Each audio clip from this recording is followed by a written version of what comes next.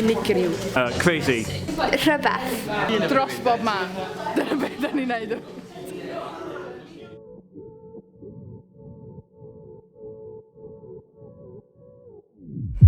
Hyd yma, da ni wedi bod yn siarad lot am profiadau cyntaf pobl a wedi bod yn creu llwyth o mindmaps a wedi bod yn trio llenwi'r gofod rydw gwyn yma efo gwahanol syniadau, trafodaethau, sgyrsiau. Iddyn nhw allu fatha cyflawni rhywbeth mor cool, yn weledol amazing, yn swnio'n clas.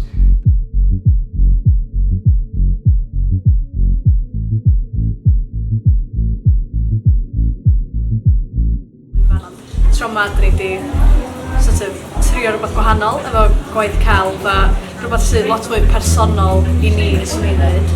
A dwi rioed wedi gwneud dim byd fel arfer. Nath ni greu byth a dwi'n mwyn sy'n ni'n esbonio hwn, cyntaf yn amazing, ia. Ond dim just creu stwff, roedd ni bach o performio a creu music a just gwahanol fath o bethau, really. Dwi'n meddwl mod i reid lot o ni mewn mindset gwahanol bod o'n iawn i ni fod yn wahanol a bod ni'n gorfod bod the perfect life.